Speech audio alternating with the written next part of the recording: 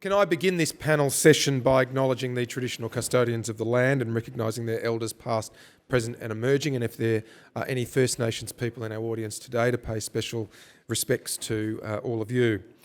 My name is John Pasuto, member for Hawthorn and Leader of the Opposition. I'm very delighted to be able to chair this important session on the transition to electric vehicles and also incorporating a discussion on active transport. We have with us this morning, in order from left to right, we have Ross Durango, who's the Head of Energy and Infrastructure at the Electric Vehicle Council.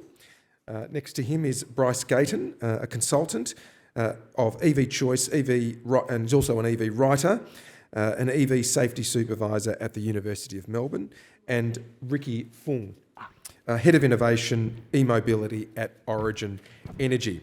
So everyone, the way this session will work is I'll shortly pivot to our guests who will each speak for 5 minutes, just general overview and thoughts on the general topics. Then we'll move to a Q&A session for the remainder of the session, and we'll conclude at 12:20. Just please bear in mind that if you don't get your particular question answered here, that the panellists and handouts will be available at the stalls, and they'll be there for a little while longer this morning and into the early afternoon. So you'll be able to speak to them after this session. So without further ado, I'll call on you, Ross, to give your 5-minute introduction. Thank you very much, John. Much appreciated for the intro, and thank you to all for coming here. Thank you for the team who put the event on for staging such a wonderful event. It's great to be here today. Per the introduction, Ross Durango from the Electric Vehicle Council. I'm an engineer by background. The Electric Vehicle Council is an industry peak body. We represent the interests of the car makers, the energy networks, the retailers, the equipment manufacturers, all sorts of folks who have a commercial interest in the transition to EVs. I'm going to speak on a couple of topics in my 4 to 5 minute intro, and then I'm going to throw to Bryce. The first one is just to talk about EV uptake globally. So what's the rest of the world doing and why are we doing this? Road transport, cars, buses, trucks, makes up 15-20% of global emissions. The reason for electrification of transport is largely about climate. It's reducing the amount of CO2 that goes into our atmosphere and that therefore causes us future challenges. The electrification of this road transport is a critical element. If we don't electrify the road transport, we can't hit our net zero targets locally or globally. So that's kind of the high level why. In terms of how it's going globally, many other countries are ahead of Australia on this journey because they've got different policy settings in place to enable faster uptake of EVs. In Norway, for example, globally leading jurisdiction, we're at about 90% of new vehicle sales being electric. So 9 vehicles out of 10 being sold will plug into a wall rather than drawing petrol at a Bowser. Jurisdictions like the UK and California are at around 20 to 25%. In Australia, as at middle of this year, we're at about 8.5%. Latest data, like from last month, maybe 10%. 1 in 10, thereabouts, is where we're tracking today. If we consider the future of that uptake rate, we're seeing jurisdictions like California and like the EU setting end dates after which the sale of new petrol cars will no longer be legal. So the car manufacturers are taking heed of the government saying after this date, if you want to sell cars in our country, you will be required to sell electric cars, and they're retooling their factories accordingly. If I look at the local area in particular, if I look at the suburbs around where we are now, uptake of EVs is faster than the state level average. So uptake of EVs by jurisdiction is not uniform. We're at about, as I said, 1 car in 10 in Australia being sold is electric. Around here, it is closer to 1 in 5. And the actual number of vehicles on the road in the fleet, right? 1% across the state, more like 2% in this area that we're in now. And this is in part because jurisdictions like this one have a higher proportion of new cars, have a higher proportion of people for whom the environment's a key decision factor, and they're buying EVs at a faster rate than some other areas. If you're interested in the detail on this, Matt Chwastra from the ABC did an excellent piece looking at uptake of EVs by jurisdiction. You can find that on ABC News. If I think about how we arrive at a future of more EVs being available for Australians to buy, fuel efficiency standards are one of the key elements that you'll hear referred to in the news regularly, with us as advocates pushing that rather hard. The way a fuel efficiency standard works is that if you're a vehicle importer, you pay a penalty for each petrol vehicle you bring to market, and you get an offset against that penalty for each electric vehicle you bring to market. That's reduced to its simplest. So in Europe, for example, bring a typical petrol vehicle to market, the penalty is on the order of 4,000 or 5,000 Australian dollars. Bring an electric vehicle to market, there's a $20,000 offset to those penalties that you've incurred. So if you're manufacturing both petrol vehicles and electric, you can ship 100,000 petrol cars to Europe, incurring a penalty of close on $500 million, ship 20,000 electric vehicles to Europe and you absolve yourself of that penalty. Or you can ship those 20,000 vehicles to Australia and you'll sell them here and make money out of it, but you will pay the $500 million penalty in Europe. This is the reason that the global car makers are shipping vehicles preferentially to markets with fuel efficiency standards, because there's a really strong commercial driver there to make that happen. Australia is in the company of Russia as one of the only developed countries that doesn't have fuel efficiency standards in place. We are part of the 15% of the world whose car markets don't have fuel efficiency standards in place.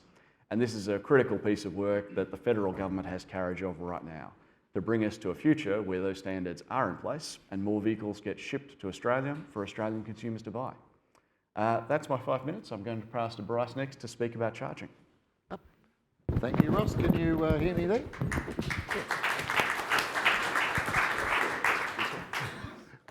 Pop this on. Can people hear me with the microphone? Good. Hopefully the slides are working. No, they're not. Just one moment. I've slightly more technical talk on this one. I'm just going to throw a few pictures up and show you what's sort of happening with the plugs and what have you and charging. So it's easy to do this with some pictures than it is for me to wave my hand around saying, see the 3-pin plugs that I'm waving my hands around versus a single pin or single phase plug. Are we there yet? You've got to love technology. My name's Bryce Gate. I work as an EV transition consultant in one of my many roles. I also write for The Driven, which is Australia's main EV information website. I'll briefly start talking about some information whilst you're getting the slides up, otherwise it makes it a little hard to talk about charging. Anything working yet?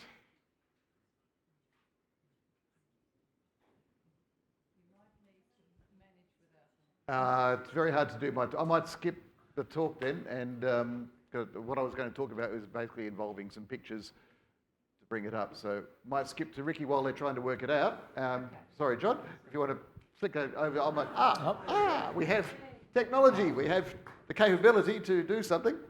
I was about to say I could flick to Ricky whilst we're waiting. Yes, quick one on that. EVs are not a new thing, so I'd love to put that one up. That's from 1906. Dresser and I was looking very good plugging in and charging a car, and that's what I'm going to talk about for a moment. When it comes to charging, if I can get this thing to work. Are we there yet? You want to change the slides for me? Might be easier. Just flick it in. When it comes to EVs, we have basically two sorts of plug-in. So I'm going to be talking about plug-in cars today, and that's what we're mainly talking about. Full battery and the plug-in hybrids. Next slide, please. Or next item. And we have the hybrids, as Ross mentioned earlier. Those hybrids fall over on the wrong side of the line when those bands come up in internal combustion engine car sales. So they'll actually stop, so that's your Toyota Priuses, Camrys type of thing. And the last one on the end is the fuel cell electric vehicle.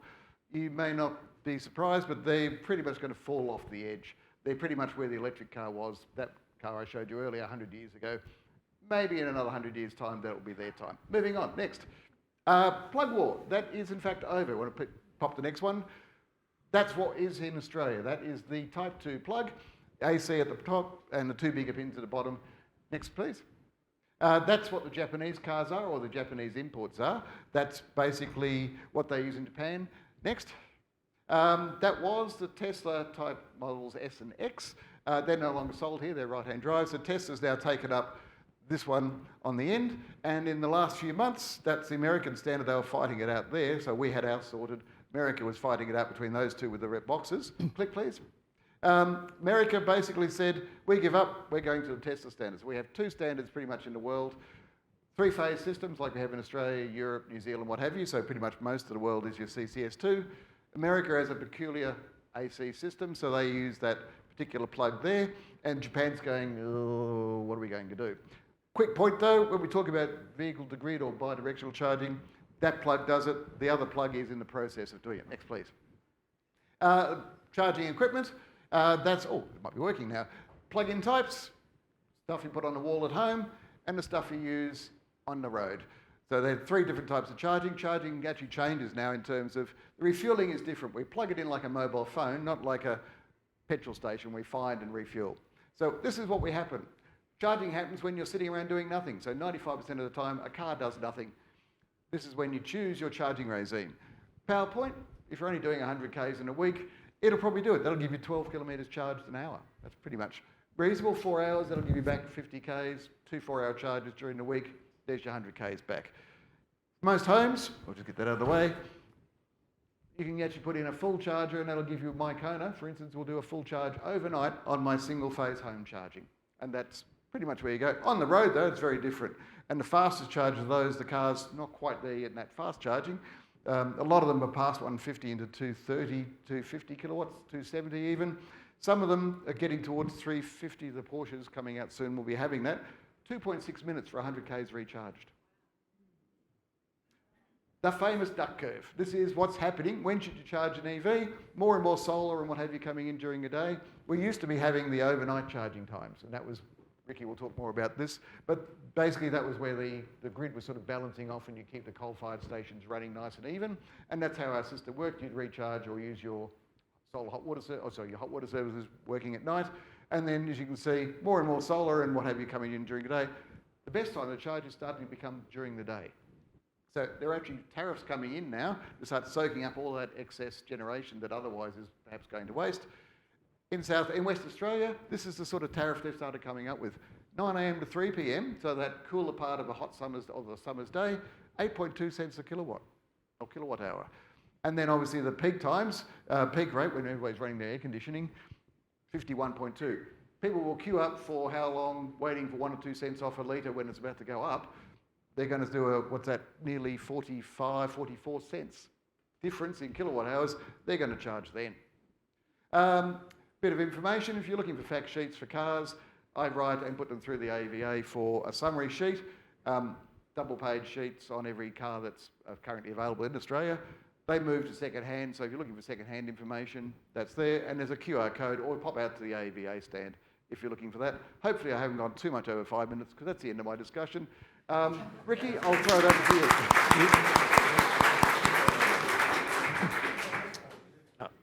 Does that work? Or? Yes. Yeah, awesome, great. Thank you. So my name's Ricky. I'm the Head of Innovation for e-mobility at Origin Energy. So probably about 4 years ago, we started this kind of new business around EVs, and we had about 3 people in our team. And as of today, we've got about 40 people. That gives it a really great indication in terms of how fast the industry is really growing. And a lot of those 40 people kind of came in the last 12 months. We are rapidly getting more and more EVs on the road, not just as individuals, but from a business perspective as well. If we look at the innovation adoption curve, this is a typical, graph where for any new technology, whether it's biometrics or blockchain or whatever it is, it follows a particular adoption curve. And where you want is you want to eventually get the majority of people using the technology, and that's what we want to do with EVs. So if I think about what's happened maybe about 10 years ago, when I first kind of started at Origin, there wasn't really many external factors trying to push this adoption curve. In fact, did anyone drive or purchase a Nissan Leaf, 8 years ago, 10 years ago, one of the original ones? Bryce. So that's a really good example where, Bryce was an early adopter. He was like an innovator, and he would be probably going around teaching people, telling people about why we should be getting an EV. And I imagine that, you kind of see from Bryce is very, very knowledgeable. And that is very typical of that segment back in the day where, you go out, do your research, you probably read as much as you can about it, you go and drive as many cars as you can. And people were quite flexible in terms of the way they think about driving an EV and charging their EV. Businesses would want to do trials. So what happens if I do have an EV in my fleet? What do I have to think about? What are the costs and things like that?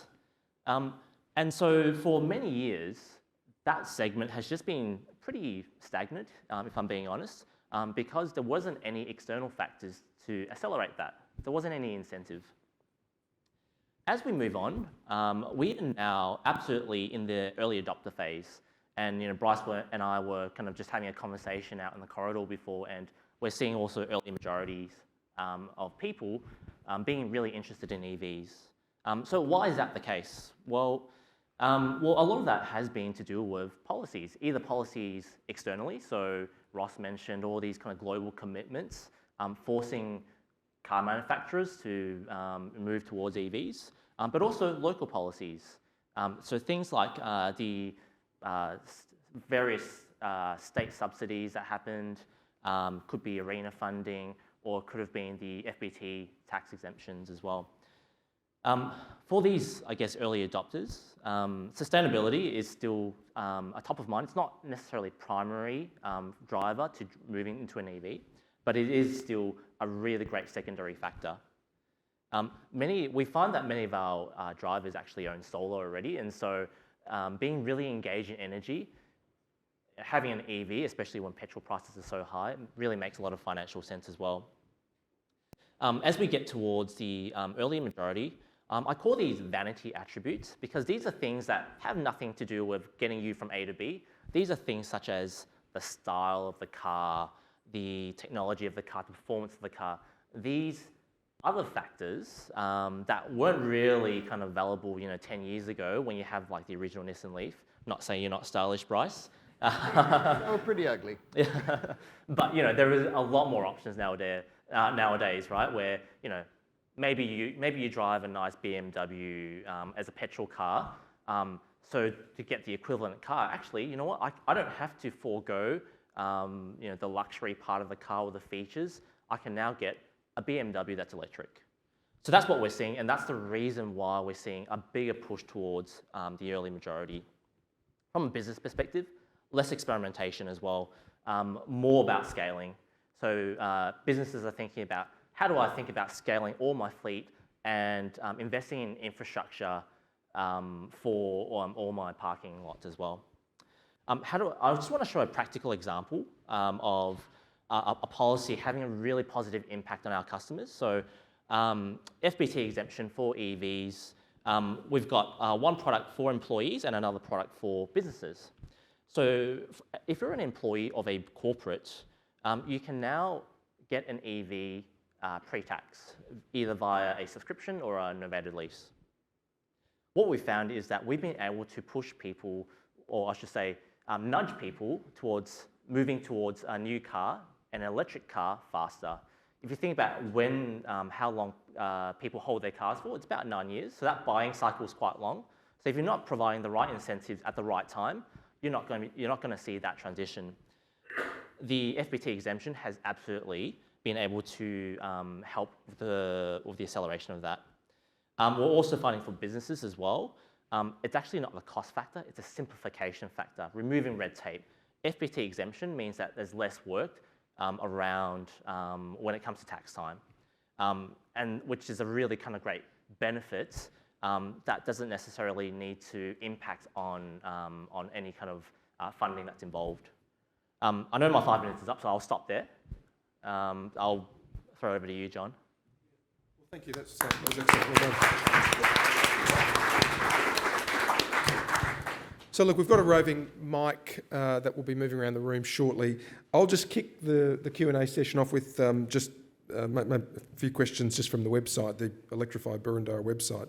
But I know there's a lot of interest in it. So the first question, feel free to jump in, anyone. Fire safety and EVs have been in the news lately. What's the story there? So I might jump in on that one. Quick show of hands, those who've seen something in the news about EVs and fire safety in the last couple of months? Yeah, a lot of coverage on this topic. The short version is EVs are far less likely to actually burn than petrol and diesel cars. We know this because we track closely what happens to the 150-odd thousand EVs that are currently on Australian roads. There's been 7 actual incidences of an EV burning in Australia. In every case, there's been a significant external cause, either a structure fire or a high-speed crash or arson. And when they have burned, they've been put out by firefighters using the usual techniques, right? A firefighter uses a colloquialism of we put the wet stuff on the hot stuff, right? That's how the fire has been managed in each instance that an EV has burned. In the same sort of time frame though, we see dozens of car fires on a daily basis in Australia of petrol and diesel cars. Fire Rescue New South Wales, for example, turn out to 7 every day. They just don't make the news because they're part of the normal, ongoing operation of our society. From time to time, cars burn and the fire services put them out. In terms of EVs and fire safety, they are safer than petrol and diesel cars by about an order of magnitude. They're about 1/10 the likelihood of actually burning, and when they burn, they get put out the usual way. So if you're making a choice of should I have an EV or a petrol car in my garage, the EV is the safer pick. I might jump in on that. The fire authorities, when the horseless carriage first came in, they were used to dealing with rescuing horses from barns and putting out hay fires. It was, oh, shock horror, what do we do with this petrol? Petrol's become the norm. EV is a new way of dealing with it. They learn and move on. Yeah. Thanks. You want to comment on that? You don't I have to. think, yeah, All good. Ross and Bryce has already covered Great. it. Yeah. Okay, just second question. What about apartment complexes where it's not as easy to plug into the power point in the garage? Yeah, sure. So I think first of all, with apartments, we've been getting a lot of interest from our development customers. So your land leases and so forth. For new buildings, it's a lot easier now because of some new construction rules that's happening where when there's a new building of a particular classification, it needs to be EV ready. So what that means is you're putting the infrastructure in place. You don't need to necessarily put in all the wall chargers in place, but at the very least, the wiring, the conduit and everything, so that if a resident does need a charger, it's a lot easier, it's a lot cheaper. What we're seeing though is there are existing apartments that don't have this sort of infrastructure, in which case we do get a lot of inquiries from residents wanting to do this, but it's just in a too hard basket or it's too expensive. One of the suggestions for what we call brownfield sites, so existing apartments, is cut the red tape, really. A lot of it is actually around how do we make it easier for residents and to work with body corps to be able to kind of put this in place. I think in New South Wales there's some suggestions around starting to potentially look at funding brownfield sites to kind of help with that as well. I might weigh in on that one as well. If you're within an apartment complex, if that's where you live or you're part of the owners corporation in that apartment complex, New South Wales State Government and Victorian State Government both have excellent resources on their website to help you navigate that, to look at what planning looks like, to look at fair allocation of costs, to look at the future plan of, oh, if I make it ready for this person, how do I make sure that it's also ready for the next 10 or 15 that ask? So if you're tackling this problem, jump online, have a look at New South Wales and Victorian State Government's resources around EV-ready buildings. And I might jump in as well. There's overseas a move. Some corporate bodies basically say no all the time. There is overseas a push for right to charge legislation. So the body corporates can't say no unless there's a very, very good reason. So people have a right to charge. So if they're renting, this is for renters mainly, if you request it, then they have a right to have it put in unless there's a very good reason not to. Yeah. Thank you for that. Just a couple more from me. What about charging when parking in the street? I mean, particularly in an area like Hawthorn where there's not a lot of off-street parking. Does someone want to kick that off? Yeah, sure.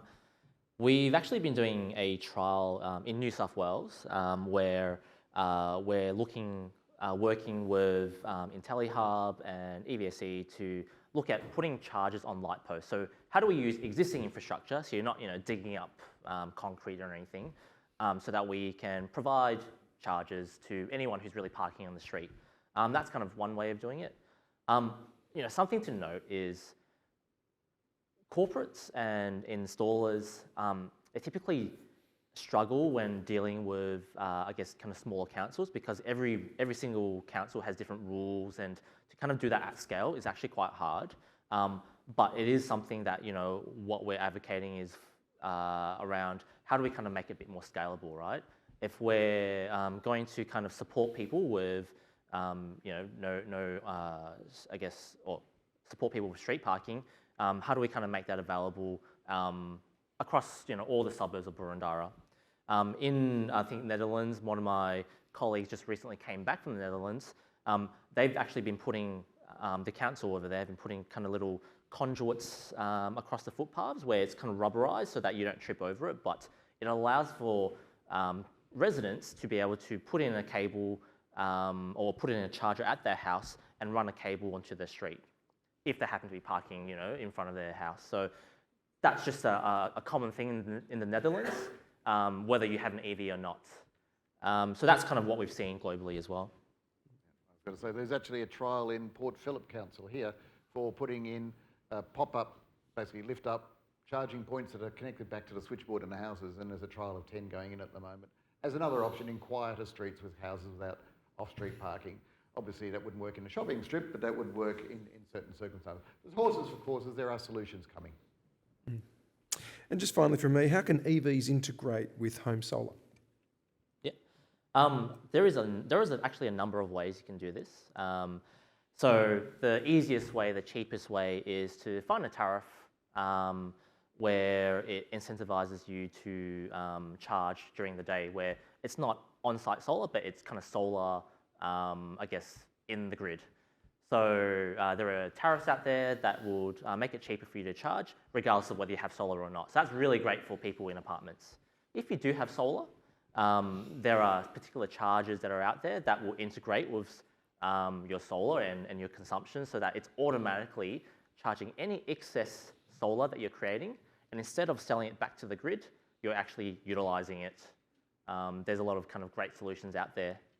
And then finally, there's probably another way of doing it. So we've rolled out some AI to predict how much solar that you create, so you don't need to buy the hardware if you don't want to. That will try to predict how much energy you're generating, and then we'll, using a smart charger, work out how we can either slow down or speed up your charging based off how much we think you're going to generate. So there's a number of ways to kind of to solve for this as well. I might speak to that one as well. From an environmental and cost standpoint, the best time to charge your car is the middle of the day, right? If you've got your own solar panels, it's the cheapest electricity. But even if your own solar panels aren't at the size of the rate of charging you're doing, at the time of day that your solar panels are generating, so are your neighbours. And there's lots of excess solar energy in the grid at that time. So from an environmental standpoint, if you can charge your car in the middle of the day, it's the best time to do it. It's also good for the energy system to soak up that extra energy in the middle of the day, and it's good for your hip pocket. If it's not practical or convenient to charge the car in the middle of the day, middle of the night is the next best time, because that's the time of day that isn't going to put strain on the energy system when we're all cooking our dinner and running our air conditioning systems. The how, Ricky's outlined a few methods. There's other simpler ones too. You can just set the time that you prefer to charge in your car the same way you set your radio station, plug it in and forget about it, and the car will avoid charging at the times of day that are expensive and not green. And to finish off, Ross and I are actually both involved in developing and rolling out a new course for electricians. So you can actually employ electricians now that know a good deal about this sort of stuff, can set up your chargers, put the right sort of chargers in, match it to your household power supply and your solar, and that's rolling out. The first 500 electricians are being trained at the moment. That's just about finished, and that course will be rolling out through next year. So hopefully you'll be able to find electricians that know a good deal about how to do this for you. Thanks for that. Now, over to the audience. Do we want to open it up to questions from the floor? So I think we've got one down here and then one... Can someone comment on vehicle-to-grid technology? How's that? Sorry, vehicle-to-grid technology.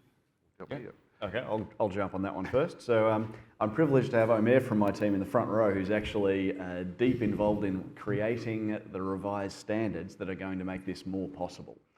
For anyone who's not familiar, vehicle-to-grid is the idea that you put energy into the battery in the car, and instead of getting it out as traction energy, you get it out as electricity, feed it either back into your home or back into the grid where you get paid for it. Similar idea to your solar panels produce electricity and you feed them into the grid, but with the crucial difference that the time of when that energy goes in depends on when it's useful to you as the homeowner and when it's useful to the grid. Right now, if you're in South Australia with a Nissan Leaf or a Mitsubishi, you can do vehicle-to-grid. If you're somewhere else with any other kind of vehicle, the existing vehicles, the existing regulations, the existing standards aren't quite there yet. But we are working on those regulations, codes and standards in order to make our regulatory environment match fit for V2G. We're expecting to see vehicles that can do V2G with CCS2 that Bryce was showing earlier start to come out middle of next year. The regulations, the codes, the standards are going to be fit at about that same time for vehicle to grid, and we're going to start seeing manufacturers bringing in the inverters that can support vehicle to grid at around the same time. So it's not here yet at scale, but it is very much coming. Over the next couple of years, if vehicle to grid's a thing you want to do, then you'll be able to do it. Yeah. Next question. I think we had a couple, one down the back and then we'll come to the front. Victoria has a lot of roads, a lot of country roads with potholes. Now, my understanding is that there are 2 electric vehicles with some type of space-saving spare tyre, the Leaf and a very expensive Audi. When do you think that other makers are going to come on board and put at least a space-saving spare tyre in the vehicles? I might jump in on that one to start with. It's a problem with all cars, not just EVs. Unfortunately, it's very hard to get a car these days with a spare tyre. The new Hyundai Kona, I noticed at the Melbourne EV show, came with a space saver spare tyre. So they're starting to wake up, I think. Nissan, when they brought in the Nissan Leaf, the very early one, all around the world they didn't come with a spare tyre. They did put one on for Australian conditions. So there's an awareness there sometimes, but they do it for cost and weight saving, and it's an uphill battle. Hardly agree with you though. Okay, next question. Yeah. Just an expansion on the first question. Would it be feasible for cars to be used as backups with the looming power shortage later in the decade as I guess we say, a cheaper solution? Yeah, so I guess the scale potential of vehicle to grid, right? Where might we end up going once we've got lots of vehicles doing this? We've got about 15 million cars in the country.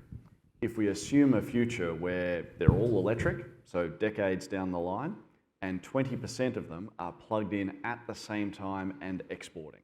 So 3 million cars in garages around the country, all plugged in and feeding into the grid at the same time. The quantum of power and energy we're talking about there is half of the peak demand in the entire energy system. Right? That's the scale of it. If we've got 1/5 of the cars exporting, that's half of system level peak demand on the eastern seaboard of the country. If we get vehicle to grid right at scale, that is the means by which we can close coal and gas-fired generation assets and keep them shut. So it's important to get right. That's why we're resourcing it. And I guess on that as well, I think in California, they were testing using school buses, electric school buses, during the school break, because obviously you don't need them at that period of time, to help stabilise the grid in California. You can imagine with school buses, the batteries in those are very large as well. If I think about Boroondara and I think about, I live around the area, so when I take my daughter to swimming, for example, in that kind of car park behind Coles, you can fit a lot of cars there. Imagine if that, after 5 p.m, where you typically see a peak in the grid, imagine if they were all plugged in and they were all helping stabilising the grid for only an hour or even 2 hours, and people were getting paid for that as well. So you're going to Coles, you're getting paid to kind of just plug in. It's a really kind of great future and a great potential, I'd just say. Well, the alternative is you plug in at home and you have your vehicle to grid tariff. It puts a bit of power out during the 5 to 8 sort of period, and then overnight it will get you charged the next morning. So it's the balancing it out. Your car will be charged waiting for you the next day, but you've done a bit of grid balancing in the meantime and probably made a bit of money with your car. Mm-hmm. So I think we had a question here and then one over here.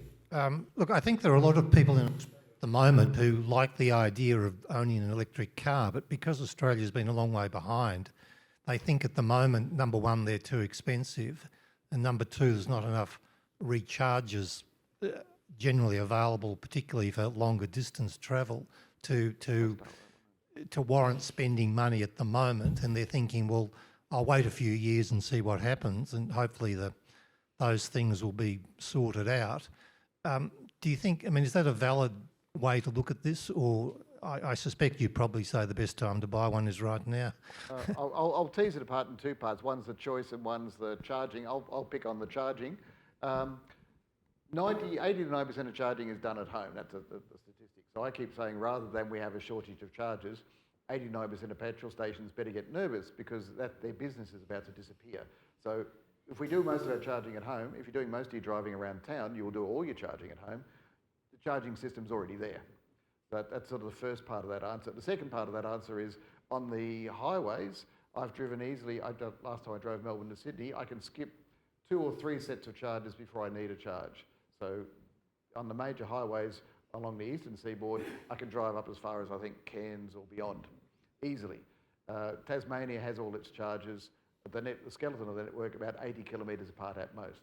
So they're just adding more charges now is all that's required. That's sort of what's happening through the eastern side. I drove to Perth last year. Yes, it was a bit slower. I had to stop at the odd 3-phase power point and recharge there by my higher power portable charger. But those charges, if you look at the maps, there's lots of dots now where they're going in the next 12, 18 months. So system-wide, if you're driving mainly around town, it's already there for charging. For interstate stuff, East Coast's already fine. The network elsewhere, within a couple of years, will be there. So it depends on what sort of driving. Maybe I'll leave the choice to you for cars. Yeah. So if I'll touch on the charging one as well, because that's important, then come back to the cars and the cost of the cars. School holidays just went, right? Camping for school holidays was how my wife and my 3 kids and I spent the first week in Halls Gap. Taking the electric car from Melbourne to Halls Gap, there is fast charging in Ballarat, in Beaufort and in Ararat. And we didn't need any of those because the range of the car is more than sufficient to get all the way from Melbourne to Halls Gap anyway. So in terms of that typical usage of cars around here, right, and defining around here as within hundreds of kilometres of here, there's not really much of a problem. Cross the Nullarbor and you'll start to see more gaps. Drive from Adelaide to Darwin and you'll start to see more gaps. But in the nearer regions, not so much a problem. In terms of vehicle choice and cost and availability, if you jump onto carsales.com and you look at all available cars to purchase, you'll find about 200,000 vehicles, right? Filter for cars below 30 grand and you'll find about 100,000 vehicles. Add the filter of electric to those cars under 30 grand, you might find 20 or 30 cars, right? The challenge right now in that sector is that there is not a big supply of low-cost second-hand EVs available to purchase because 3/4 of the electric vehicles on the road have been sold new in the last 2 years. That's the stage of uptake that we're up to. In order to have really widespread availability of second-hand EVs, it'll be organisations like the Good Car Company who are exhibiting here today, bringing in second-hand EVs out of Japan. Crucially, it will be the uptake of EVs in fleets making it into the second-hand market. So think fleets like airport rental fleets, right? Cars that come in, they do 50, 60, 80,000 Ks of driving in the first 12 months, then they enter the second-hand market cheap. That's the kind of thing that we're going to need to see more of in order for there to be more low-cost EVs available. And I'll just close this out by saying 3/4 of the cars purchased in Australia each year are purchased in the second-hand market. We buy 1 million new cars each year.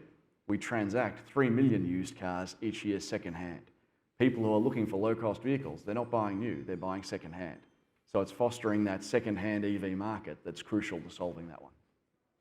Thank you very much. Thank you very much. Just to labour the vehicle to grid once more, well, that's something we're very interested in. But if I put a charger in now, will I be able to adjust it with the inverters when they become available next year? That's what you were suggesting next year? Yeah, so the architecture, if you like, of vehicle to grid is that the car typically will have DC coming out of the car, direct current, the same sort of electricity that comes out of your solar panels. A box on the wall will turn that into AC, which is exactly the same job your solar inverter does today with your solar panels, and then spit that into your switchboard and from there into the grid. The chargers being sold today are typically designed just for charging the car. So they take AC from the grid or from your solar panel inverter, they put AC into the car turns it into DC and charges the battery. A vehicle to grid inverter on the wall is not the same kind of piece of kit. It's a different piece of equipment. This doesn't mean you can't buy an EV charger today and install it. Per Bryce's slides before, you can charge a car from a standard 10-amp power point. That's what I do at home.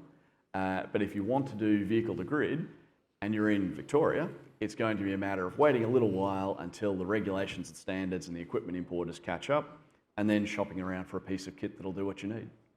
And a car that can do it. And a car that can do it, of course.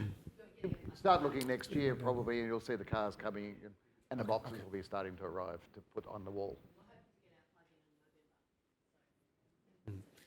Thank you. Okay. We've got a question down the back there. I'm interested in battery life and have the current understanding that with the slow degradation of the battery's capacity, its recommended life is around 7-8 years. Even taking that into consideration with the amount of driving I do now compared with 7 or 8 years, maybe it's not necessary for me to change that battery at that interval. Can you comment on this sort of approach, please? I'll start on that one in terms of the early Nissan Leaf batteries did not have a particularly good chemistry. They don't have cooling in them. They gave the EV a bad name in terms of those batteries did die faster. Well, they're still around. I mean, my original Leaf still has its original battery, albeit with about 60k range.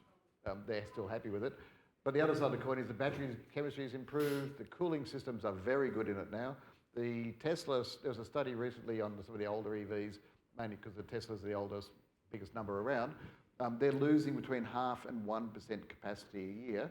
So if you had a 500 kilometre car to begin with, after 10 years you've lost between 25 and 50 kilometres in range, which means you probably wouldn't notice the difference.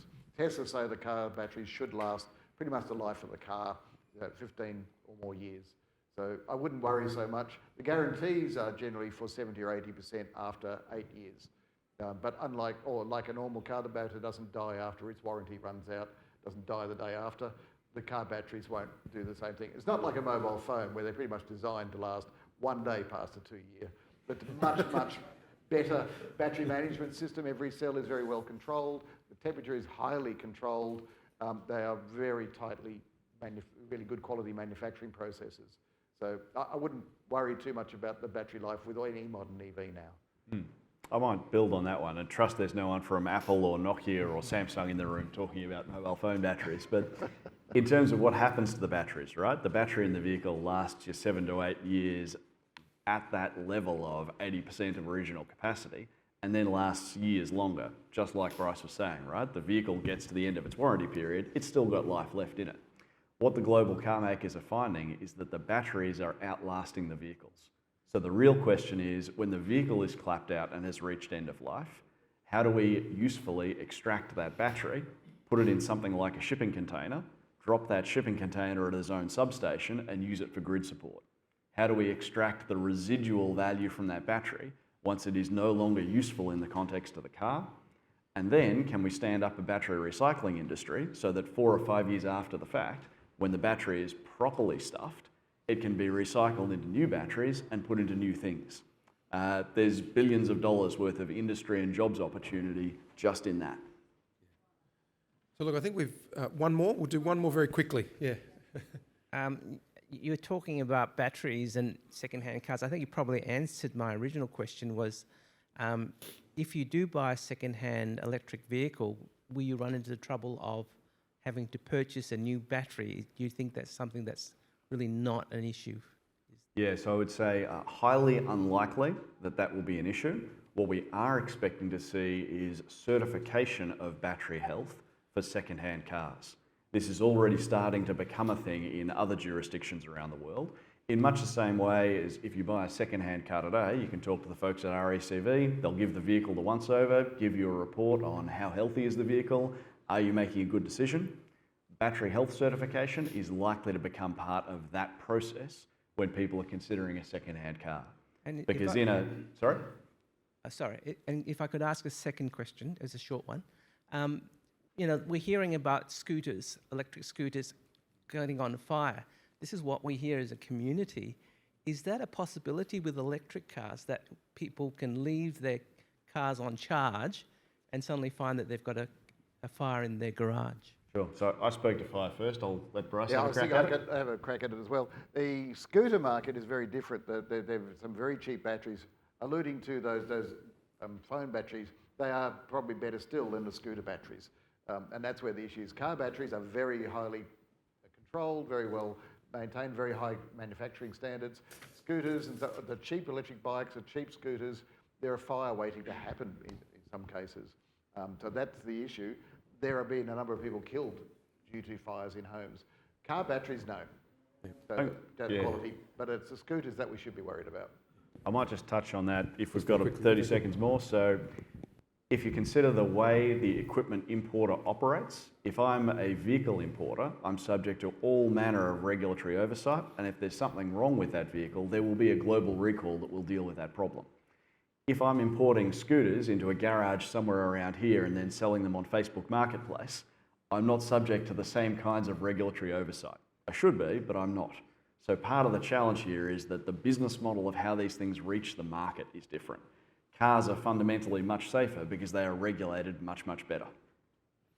Thank you for that. If you're buying a scooter, buy one from a reputable supplier. Yeah. Okay, everyone, well, we've seen a really impressive and informative display. So can everybody please put your hands together and thank Ross, Bryce and Ricky. Thank you. Thank you, everybody. As I mentioned at the top, Ross, Bryce and Ricky will be around. I know there were more questions, so take the opportunity to speak to them outside. But thank you again. Stall 27. Thank you, everyone.